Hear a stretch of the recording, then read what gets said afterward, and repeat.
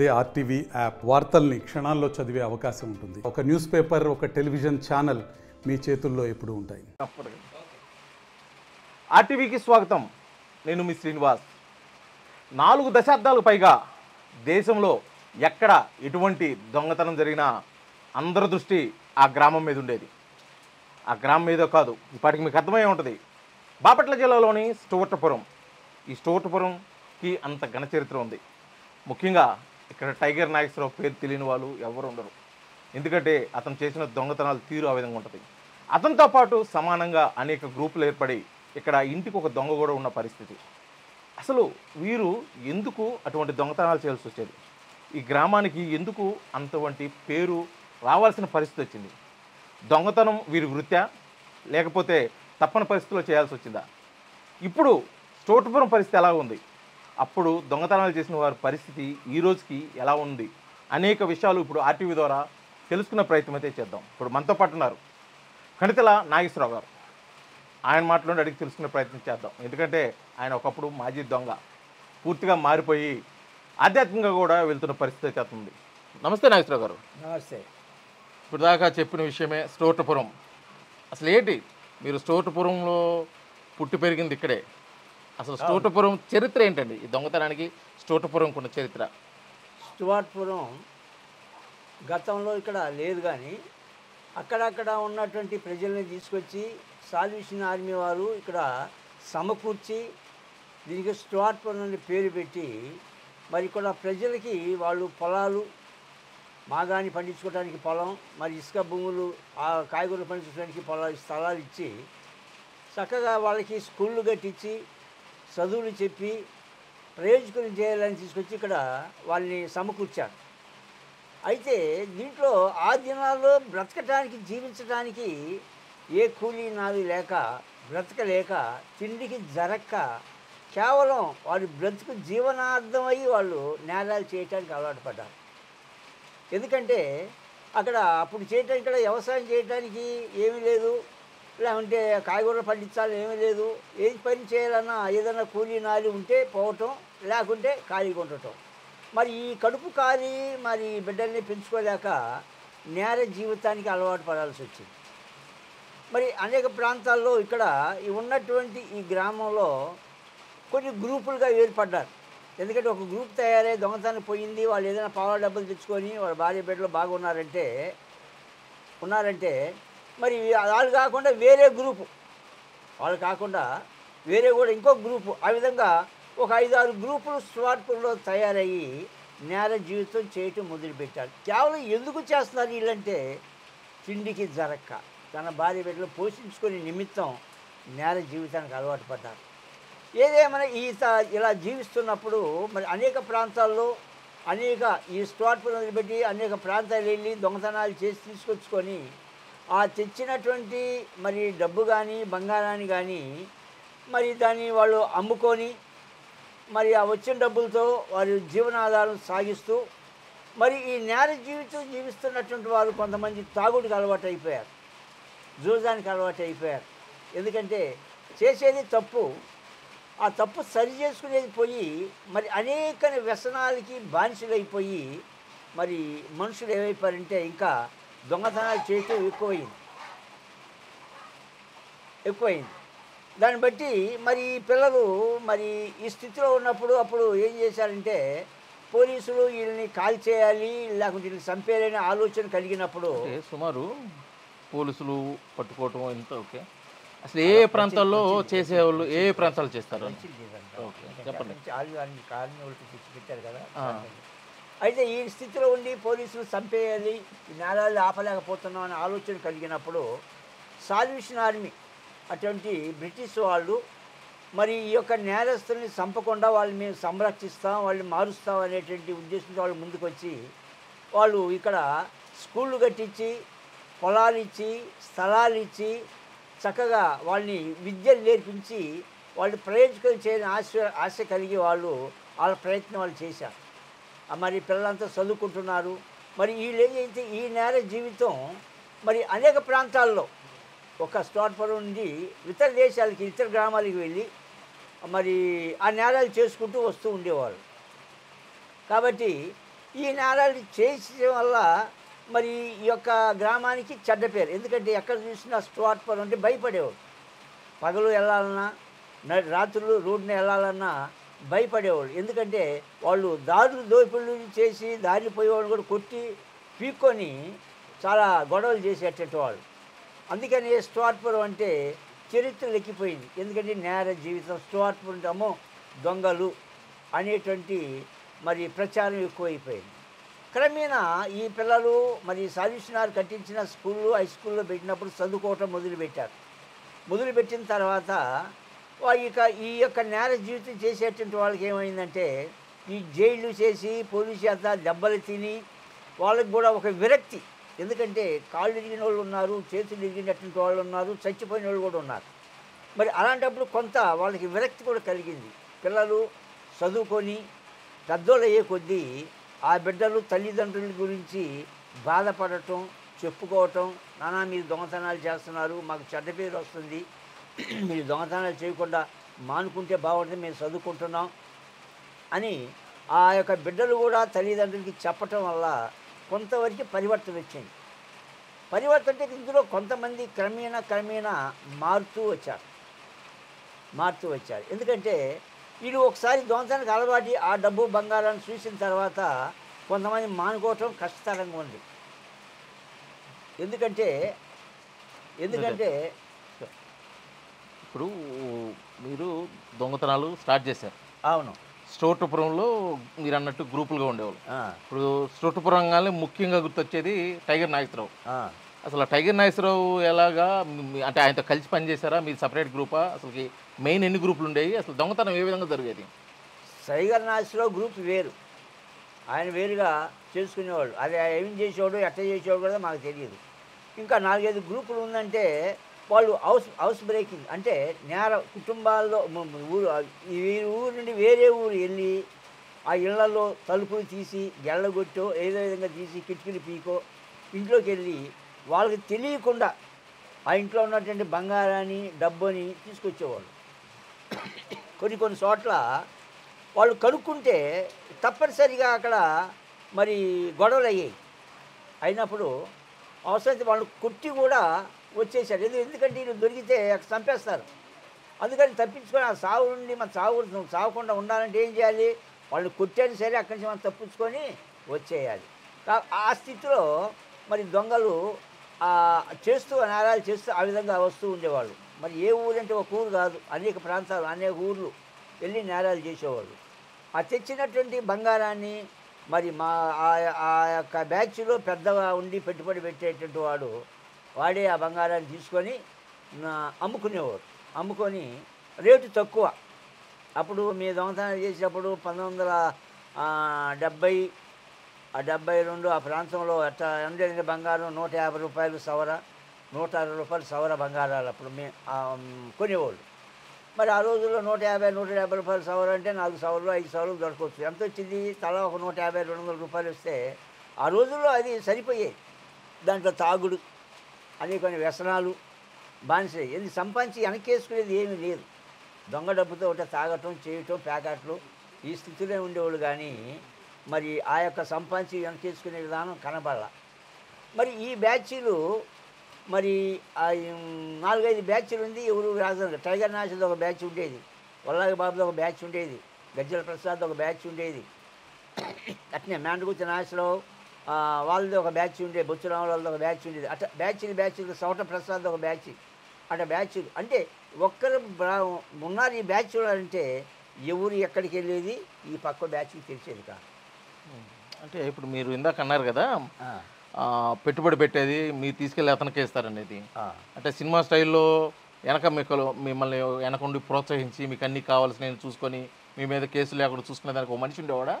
ఏం లేదు, కేసులు చేసి ఎలాగ మీకు పెట్టుబడి ఎలా పెట్టేవాడు? ఖర్చు పెట్టాలంటే మనం తెచ్చిన బంగారం వాడికే ఇవ్వాలి.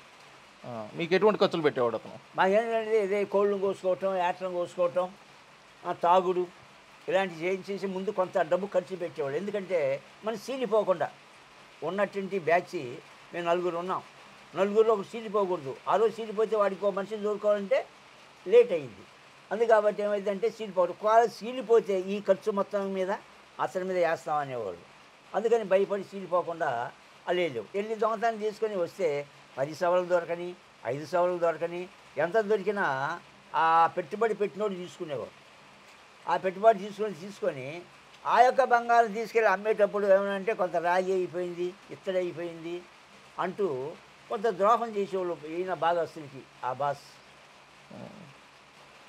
ముఖ్యంగా మీరు దొంగతనాలు చేశారు, హౌస్ బ్రేకింగ్ ఎక్కువ దొంగతనం. మీరు స్టోటపురంకి స్టోటపురం దొంగలరా బాబు అని చెప్పేసి పేరు పడింది, బాగా పేరు వచ్చిన దొంగతనాలు ఎక్కడెక్కడ చేశారు? ముఖ్యంగా స్టోటపురం సంబంధించిన ఇప్పుడు మీరు అనుకుంటున్న గ్రూపులన్నీ ఏ ప్రాంతాలు? గ్రూపులన్నీ అంటే మెయిన్ టైగర్ నాసిరావు ఉన్నాడంటే మద్రాసులో దొరికినప్పుడు లేక పోలీసు లేకపోతే తప్పించుకుని వచ్చినప్పుడు అక్కడ టైగర్ నాసిరావు అనే పేరు ఆ మద్రాసు వాళ్ళు నాసిరావుకి ఇచ్చారు.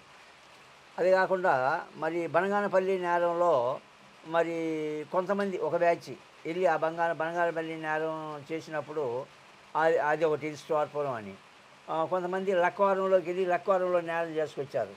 ఏం తెలిస్తే అప్పుడు ఊరు దేశం అంతా కూడా గందరగోళం అయింది. ఎందుకంటే మంచి మంచి నేరాలు ఈ నేరాలు చేసి వాళ్ళు వచ్చిన తర్వాత అన్ని జిల్లా పోలీసులంతా ఏకమయ్యారు. అటు ఈస్ట్ గోదావరి, ఈస్ట్ గోదావరి, మరి తెనాలి, గుంటూరు, కృష్ణా, మరి ఒంగోలు ఈ అందరు కూడా ఏకమైపోయి వాళ్ళ తర్వాత ఏమైందంటే ఈ యొక్క గ్రామాన్ని సరెండర్ చేశారు, చుట్టుకున్నారు.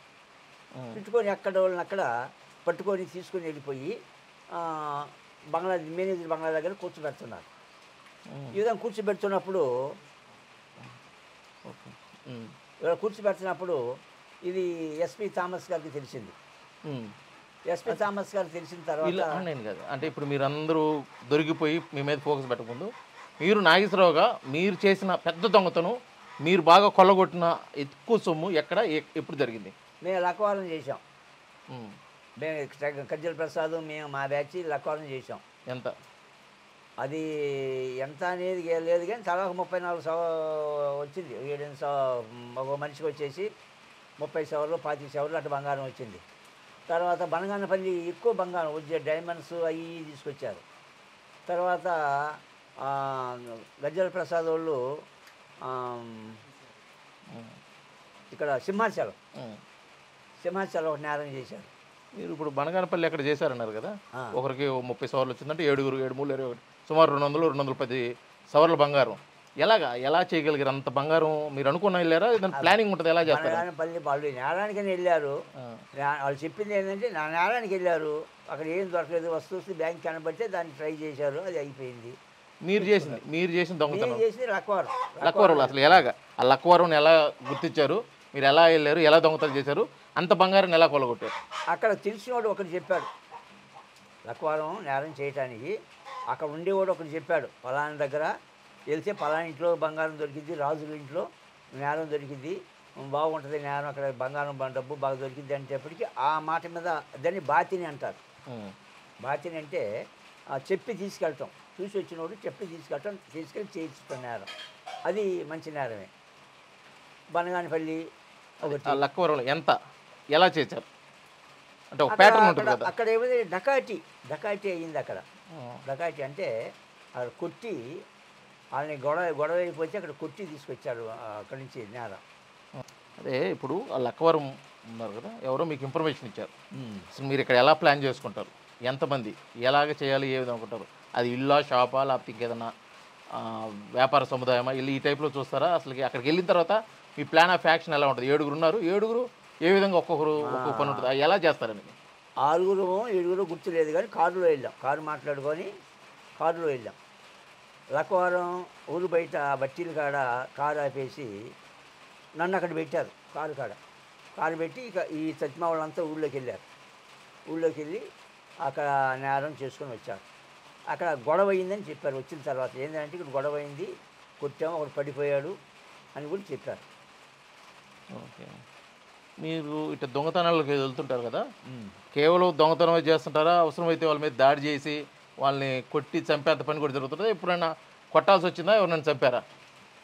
లక్కవరంలో మాత్రం ఒక అతను కొట్టాడు, ఈ బల్లాని వెంకయ్య అనేటువంటి వాళ్ళు ఎవరు పోయినాడు. నేనైతే అక్కడ ఆ రోజు, ఎందుకంటే ఇక్కడ కారు నన్ను పెట్టేశారు, మొత్తానికి వీళ్ళు ఎవరో కొట్టారు. ఒక మనిషి చచ్చిపోయాడు అక్కడ, ఒక మనిషి చచ్చిపోయాడు. చచ్చిపోతే వచ్చాం. సామాన్యంగా కొట్టరు దొంగతనానికి పోయినటువంటి వాళ్ళు నేరం చేసేది. అక్కడ మర్డర్ అయితే ఇది సామాన్య విషయం కాదు కదా.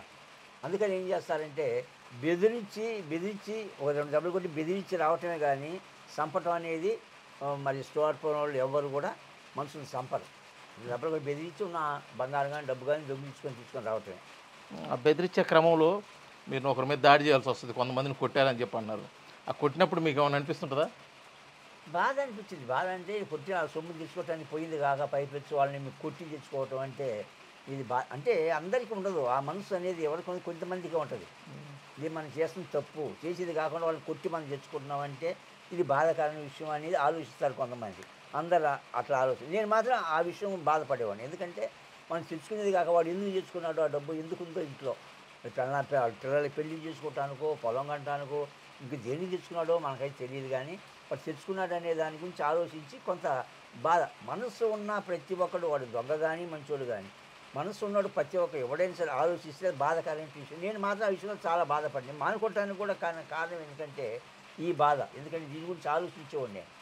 అయితే స్టోర్పురం దొంగలు దొంగతనం చేస్తే ఒక గుర్తుంటుంది, ఆ విధంగా చేస్తారని అన్నారు. అంటే దొంగతనానికి వెళ్ళే ముందు ఒంటికి ఏదో రక్తం లేకపోతే ఆయిలో రాసుకుంటారు, ఎక్కర మీద వెళ్తారు, మనిషికి కనిపించకుండా నల్లగా మాస్క్ వేసుకో పెయింట్ వేసుకుంటారు, వెళ్ళే ట్రైన్లు ఎక్కుతారు దిగుతారు, ఇవన్నీ చేస్తారు. అసలు నిజమేనా అదంతా? అవన్నీ గుట్టి మాటలు. నేరానికి పోయేవాడు మన మసి రాసుకొని ఆంధ్ర రాసుకొని పోతే ప్రయాణమే బస్సులో పోతున్నాం చూసినోడు ఏమనుకుంటాడు ఆంధ్ర రాసుకొని చేసుకొని అవన్నీ వచ్చే మాటలు.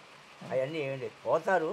పోయిన తర్వాత బట్టలు తీసేసి ఓ బండిను డ్రాయర్ ఉంటుంది, డ్రాయర్ మీద పోయి నేరం చేసుకుని వస్తారు. అంతేగాని బట్టలు తీసేసుకోవటం నూనె రాసుకోవటం మసి రాసుకోవటం అవన్నీ వచ్చే మాటలు. ఎందుకంటే వాళ్ళు తెలియక ఏదో కొన్ని రకరకాలుగా. ఎందుకంటే ఒక ఇంట్లో నేరం పోయిందంటే వాడు ఆ విధంగా ఉన్నాడు ఈ విధంగా ఇట్లా చేసి అట్లా లేనిపోని చెప్పుకోవటం వాళ్ళు మనం వాళ్ళకున్న ఇదిని బట్టి వాళ్ళకి వచ్చిన డౌట్ని బట్టి వాళ్ళు చెప్పుకోవటం. కానీ అలాంటిది ఏమి కానీ కొంతమంది నల్లగా ఉంటారు, కొంతమంది కలర్గా ఉంటారు. దాన్ని బట్టి వాళ్ళు ఏమన్నా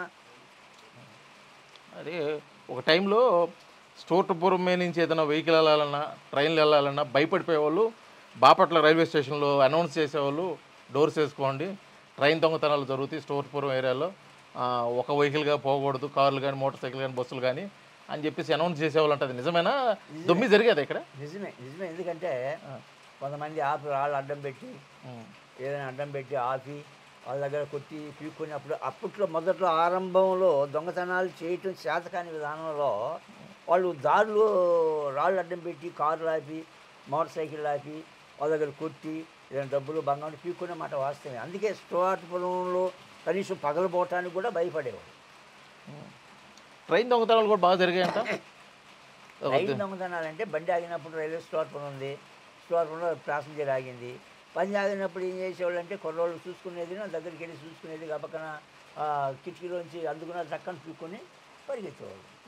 అది జరిగేది కాదు. స్టోర్పురం వాళ్ళు దొంగతనం చేస్తే రన్నింగ్ ట్రైన్ ఎక్కటం దొంగతనం చేసి దిగిపోవటం కూడా జరిగేదంట. మీరు ఎప్పుడైనా ట్రైన్ దొంగతనం చేశారా? దొంగతనం చేస్తుంటే ఎలా చేశారు, ఏం దొంగతనం చేశారు చెప్పండి. లేదు. ఎందుకంటే ట్రైన్ ఏం చేశారంటే బండి ఆగినప్పుడు బండి ఎక్కుతారు, బండి ఎక్కి చూసుకుంటారు ఎవడి కాడ ఉంది దండ మెడలో ఏమన్నా చూసుకుంటారు.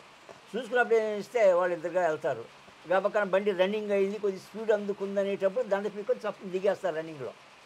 అంతేగాని రన్నింగ్ బండి ఎక్కి రన్నింగ్ బండి దిగటం అనేది అంత ఉట్టి మాటలు.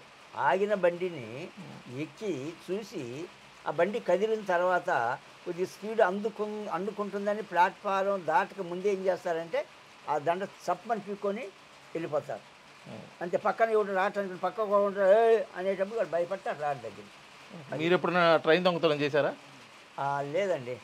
ఓకే. సరే, ఈ దొంగతనాలు ఇదంతా జరుగుతున్నప్పుడు మీరు పోలీసులకు కూడా దొరుకుంటారు, మిమ్మల్ని వచ్చి తీసుకొని కూడా వెళ్ళి ఉంటారు. వాళ్ళు ఏ విధంగా మీకు ట్రీట్మెంట్ ఉండిపోయేది? అంటే పోలీసులు ఏ విధంగా చూసేవాళ్ళు మిమ్మల్ని? పోలీసులు ఏ విధంగా చూసేవాళ్ళు తీసుకెళ్ళినటువంటి వాళ్ళు అడిగితే మనం అయ్యా ఎక్కడ చేసావు నేరం, ఎక్కడెక్కడ చేసావు, ఎట్లా చేసావు అని అడిగితే చెప్పేవాళ్ళు కాదు. పోయేది కాబట్టి వాళ్ళ పద్ధతిలో లాఠీలే ఇరిగిపోయేది. అరికాళ్ళు పండుకోబెట్టి ఇటు పెట్టి అరికాళ్ళు మీద కొట్టేవాళ్ళు.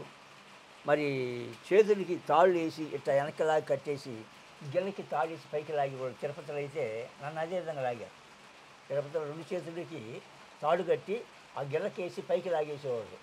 2 నిమిషాలంటే ఎక్కువ పెట్టాడు. ఆ 2 నిమిషాలకి చెమటలు కట్టేది.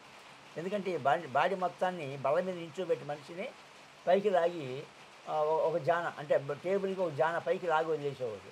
వదిలేశారంటే ఇక ఆ 2 నిమిషాలకే ఈ నర్రాలు గిర్రాలు ఎక్కడంతా ఇదైపోయి మనిషి అల్లాడిపోయి కేకలేసేవాళ్ళం. 2 నిమిషాల తర్వాత దింపేవాడు. ఇక ఆడు ఎలాంటి వాడైనా సరే ఏ నేరం చేసినా సరే ఆ దెబ్బకి చెప్పేసేవాడు అంతే. అంత టార్చర్ పెట్టినప్పుడు ఆ సమయంలో మీకు ఏదో అనిపించి ఉంటుంది ఒకటి. ఏమనిపించింది మీకు సాధారణ? ఎందుకు ఈ బాధ? ఇప్పుడు వాళ్ళు కొట్టడం, కాళ్ళు కొట్టడం. ఇప్పుడు నాకు ఉంది ఈ 2 కాళ్ళు ఇరిగినాయి. ఇక్కడ ఇరిగిపోయింది, మోకాలు చెప్పు ఇరిగిపోయింది. ఈ కాళ్ళు ఇరిగింది, 2 సార్లు ఇరిగింది. ఈ కాళ్ళు 2 సార్లు ఇరిగింది. ఈ చెప్పు ఈ గిలక ఇరిగింది. ఇట్లా ఎందుకంటే అప్పుడు అనిపించేది ఎందుకు ఈ విధంగా తనులు తినటం, భార్య బిడ్డలకు దూరం అయ్యి జైల్లో పడి నెలల తడి సంవత్సరాల తరబడి జైలు చేయటం దేంటి? దీనివల్ల మనిషిలో పరివర్తన. ఎందుకంటే ఈ జైల్లో ఉండటం వల్ల పోవటం వల్ల కూడా కొద్దిగా పనిలో పరివర్తన మార్పు అనేది వచ్చేది. సరే, ఎప్పుడన్నా మీ ఇంట్లో మీ మిస్సెస్ కానీ పిల్లలు కానీ ఎందుకు నాన్న ఇది అని ఎప్పుడు అనలేదా? మా పిల్లలు రాజమండ్రి జైల్లో ఉన్నప్పుడు మా అబ్బాయికి యాక్సిడెంట్ జరిగింది. మా అబ్బాయిని ఎక్కడ ఎవరు అన్నారంటే స్కూల్లో మీరు నాన్న దొంగ అని. వాడింటికి వచ్చి వాళ్ళ అమ్మ చేర్చుకొని ఏదో వెళ్ళిపోయి వెళ్తుంటే యాక్సిడెంట్ అయితే తీసుకొని రాజమండ్రి వచ్చింది, రాజమండ్రి జైలుకి. రాసి అక్కడ మా అబ్బాయి అన్నాడు, నాన్న మీ నాన్న దొంగ అని అది ఇది అని అంటున్నారు నాన్న అని ఏడ్చాడు. అక్కడ చెప్పిన తర్వాత నేను చెప్పాను, నాన్న ఇక్కడ నీకు చేయలేదా, జైలు నుంచి వస్తే నేను దొంగతనం చేయను, మానేస్తాను అని చెప్పాను. అన్న తర్వాత మళ్ళా ఇంకో వేరే నేరం చేసి దొరికిన తర్వాత వరంగల్ వెళ్ళాం. అవి వరంగల్ తీసుకెళ్ళి వరంగల్ సబ్ జైల్లో సెంట్రల్ జైల్లో వేశారు. అప్పుడు ఆలోచించా. ఎందుకంటే మేము లక్వారం ఆ కేసులో ఉన్నప్పుడు కేసు పెట్టినప్పుడు ఆ లక్వారం కేసులో ఆలోచిస్తే వాళ్ళు అక్కడ ఉన్న వాళ్ళు ఏం చేశారంటే మీకు డకాయిటీ మర్డరు, మీకు డకాయిటీ మర్డర్ అయింది, మీకు లైఫ్ పడిద్ది, ఉరిశిక్ష పడిద్ది, అది పడిద్ది, ఇది పడిద్ది అని చెప్పారు. చెప్తే ఇవన్నీ ఆలోచిస్తే నాకు పిచ్చెక్కిపోయి మా ఆవిడికి ఉత్తరం రాశా. ఏమమ్మా మరి ఇక్కడ లైఫ్ అంటున్నారు, అది అంటున్నారు, ఇది అంటున్నారు, మరి ఎట్లుంటుందో నాకైతే తెలీదు, మరి నీ జీవితం ఎట్లా ఆలోచిస్తున్నావు ఏంటి, ఒకవేళ వీలుగా ఉంటే నీకు ఇష్టమైతే నా బిడ్డల్ని మా తాతకి మా అమ్మకి హ్యాండ్ ఓవర్ చేసేసి నువ్వు ఎవరైనా చేసుకుంటావంటే నాకు ఇష్టమే. ఎందుకంటే నేను తప్పు చేశా, నేను అనుభవిస్తున్నా, నువ్వు నా గురించి శిక్ష అనుభవించకూడదు, నువ్వు బాధపడకూడదు. నీకు ఇష్టమై ఓకే అంటే నా బిడ్డల్ని మా తాతకి మా అమ్మమ్మకి హ్యాండ్ ఓవర్ చేసేసి ఇద్దరిని నువ్వు చక్కగా పెళ్లి చేసుకొని చెప్పాను. అంటే వచ్చేసి జైలు దగ్గరికి వచ్చేసి ఏడ్చితే ఏందమ్మా ఏంటని జైలు ఇట్లా సంగతి అన్నాడు. ఆయన ఆలోచించి నిజమమ్మా రైటే, నీకు ఉన్నాడు ఆ మాట అంటాం ఆయన తప్పే. ఎందుకన్నాడంటే నువ్వు వయసులో ఉన్నావు అని ఒకవేళ లైఫ్ పడింది, నువ్వు ఎంతకాలం ఉంటావు భర్త లేకుండా. ఒకవేళ తప్పు చేస్తే ఆయన తిరగలేడు, తలెత్తుకొని తిరగలేడు కాబట్టి ఆయన ఆ మాట అన్నాడు. నీ మాట అంటాం ఆయనకి తప్పే అనేది అతనితోనే ఆలోచన చెప్పాడు. నువ్వు వచ్చి బాధపడి ఏడుస్తున్నావు, రైట్, మీ ఇద్దరు ఆలోచన బాగుంది, రైట్, బాగానే ఉంది, సరే ఇక నుంచి ఆయన చెప్పింది నువ్వు చెప్పింది మనసులో పెట్టుకోకుండా ఉండండి అన్నాడు. ఇక అక్కడి నుంచి ఆ మాట ఎప్పుడైతే వచ్చిందో ఆ వరంగల్ జైల్లోనే నేను ఎస్పీ గారి సూపరింటెండెంట్ గారికి చెప్పి నేను ఇక్కడి నుంచి నేరానికి పోనని ఆల్రెడీ హోమ్ మినిస్టర్కి, ఐజీకి, డిఐజీకి, ఎస్పీకి, అందరికి పోలీస్ స్టేషన్ అందరికీ కూడా పిటిషన్లు పెట్టేసేసుకొని నేను నేరం మానేస్తానని చెప్పి వచ్చేసి అక్కడి నుండి నేరం మానుకొని 1990లో 89లో మానేసాను, 90లో నేను మానుకొని నా జీవితాన్ని మానుకొని. ఈ మార్పు రావడానికి నాగేశ్వరరావు నీతో పాటు దొంగతనం చేసిన కొంతమందికి ఒక పరిణాతి ఏదో జరిగింది, ఒక పరిణామం అయితే జరిగింది. ఒక కలెక్టర్ గారు, ఒక ఎస్పీ గారు, అసలు ఏంటి అది, వాళ్ళు మీకు ఎలాగ అవకాశం ఇచ్చారు? ఆ విధంగా నేరాలు చేస్తున్నప్పుడు ఏం చేశారంటే ఈ నేరాలు ఒకటి బనగానపల్లి, 2 లక్కవారం, 3 చీరాల ఇంజనీరింగ్లో నేరాలు జరిగినప్పుడు ఈ పోలీసులు మొత్తం హ్యాండ్ ఓవర్ అయి పట్టుకున్నాక అప్పుడు ఎస్పీ థామస్ గారు గుంటూరులో చేస్తున్నారు, కలెక్టర్ చంద్రయ్య గారు కూడా గుంటూరు కలెక్టర్గా ఉన్నాడు. అప్పుడు వాళ్ళు వచ్చి మమ్మల్ని అందరిని సమకూర్చి మమ్మల్ని మార్చడానికి ప్రయత్నం చేశారు. వాళ్ళతో పాటు హేమలత లవణ గారు కూడా వచ్చారు. వాళ్ళు వచ్చి మమ్మల్ని కూర్చోబెట్టి చెప్పి వద్దని మన నేరాలు చేయొద్దండి, మీరు మానుకోండి, మీకు పొలా అని చెప్పి అని అడిగిన తర్వాత అయ్యా మాకు ఇది కావాలి అది కావాలని అడిగితే మీకు లోన్లు శాంక్షన్ చేపిస్తాను, మీకు పొలాలు ఇప్పిస్తాను చేస్తాను చంద్రయ్య గారిని పిలిపించి మాట్లాడితే అప్పుడు లంక పొలంలో కూడా పొలాన్ని ఇయటానికి ఒప్పుకొని చేసి తలా 80 సెంట్లు పొలం ఇచ్చాడు. కొంతమందికి లోన్లు శాంక్షన్ చేయించాడు, కొంతమంది ఉద్యోగాలు కూడా ఇచ్చారు. ఇప్పుడైతే ఇంకేం లేదు. ఏం లేదు. ఇది చోటపురం దొంగల చరిత్ర.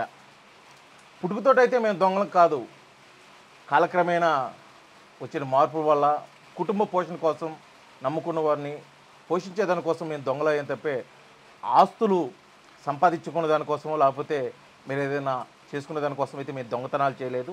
కేవలం మా పరిస్థితి బాగలేక ఆ రోజు దొంగతనాలు చేయడం జరిగింది. కాలక్రమేణా కుటుంబ నేపథ్యంలో కొంతమంది ఇచ్చిన అవకాశం వల్ల కూడా పూర్తిగా చోటపురం అయితే దొంగలకు దూరం అయింది. ఇక్కడ విద్యావంతులు అదేవిధంగా ఉద్యోగాలు కూడా చేస్తున్న వారు ఉన్నారు. కాబట్టి ఇప్పుడైతే చోటపురంలో ఆ సంస్కృతి లేదు. ఇప్పుడు పూర్తిగా చోటపురం మారిపోయింది. గత చరిత్ర అయితే ఇది అని చెప్పేసి నాగేశ్వరరావు గారు అయితే మనకు తెలియజేస్తున్న పరిస్థితి. వీడియో జర్నలిస్ట్ లక్ష్మణ్తో శ్రీనివాస్, RTV, చోటపురం, బాపట్ల జిల్లా. మరిన్ని వీడియోస్ కోసం ఛానల్ ని సబ్స్క్రైబ్ చేయండి. లేటెస్ట్ అప్డేట్స్ కోసం వాట్సాప్ ఛానల్ ని ఫాలో అవ్వండి. అండ్ లింక్ డిస్క్రిప్షన్ లో ఉంది.